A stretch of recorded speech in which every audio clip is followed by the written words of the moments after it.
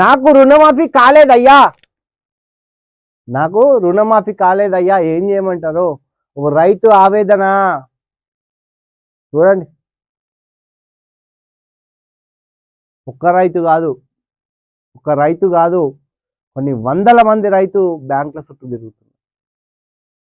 ఈ పాపం ఎవరిది? 50,000 రూపాయలు ఒక నాకు తెలిసిన మా ఊర్లో రైతు తినడానికి కష్టపడతాడు, 50,000 రూపాయలు రుణం తెచ్చుకుంటే ఇప్పటిదాకా మాఫీ కాలేదు. మన మాఫీ ఎవరికైనట్టు? ఈ మాఫీ 1,00,000 లోపు అన్నారు. ఆయన కొడుకులు లేరు, బిడ్డలు లేరు, పోనీ ఆయన ఐటీ రిటర్న్స్ కట్టుకుంటున్నాడు, అట్లా లేదు. 50,000 రూపాయలు ఇప్పటిదాకా మాఫీ కాలేదు. నిన్న నాకు ఫోన్ చేసింది, అయ్యా పరిస్థితి ఇది అంటే, మనం ఏదో ఒకటి చేద్దామే, నువ్వు టెన్షన్ పడకని చెప్పిన. ఇది చూడండి, కంటతడి. ఒక రైతు కంటతడి పెట్టుకుంటుందంటే మనం పెట్టుకుంటున్నట్టే, మన ఇంట్లో వాళ్ళు రైతు కంటతడి పెట్టుకుంటున్నట్టే. ఇప్పటికైనా ఆలోచించండి అధికారులారా.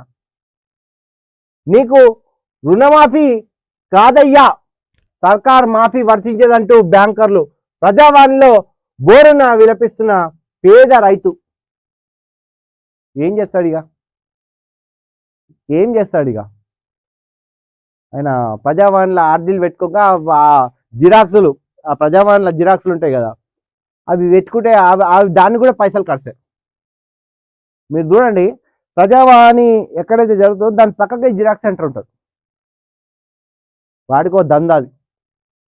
మనం ఆర్డీలు పెట్టుకోవడానికి ఆ జిరాక్స్లకే పైసలు అయిపోతాయి. పాపం మీ పెద్ద మనిషి ఎంత ఎంత బాధపడుతుండొచ్చు ఒక్కసారి చూడండి, ఆయన బాధ చూడండి. రుణమాఫీ కాని రైతులు లక్షల్లో, గతం కంటే లబ్ధిదారులు ఎందుకు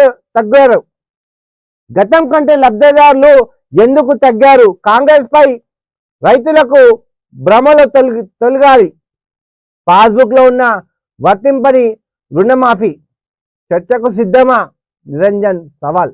చూడండి, ఈ వాట్సాప్ నంబర్కి ఎవరికైతే రుణమాఫీ కాలేదో, నిన్న మాజీ మంత్రి నిరంజన్ రెడ్డి ఒక సవాల్ విసిరారు.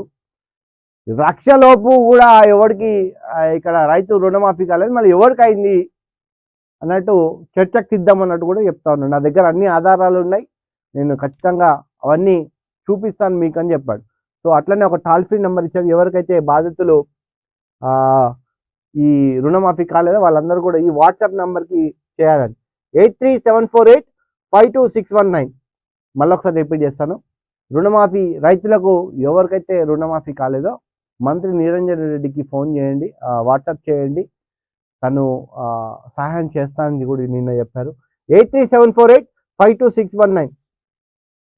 రుణమాఫీ బాధితుల కోసం బీఆర్ఎస్ వాట్సాప్ నంబర్.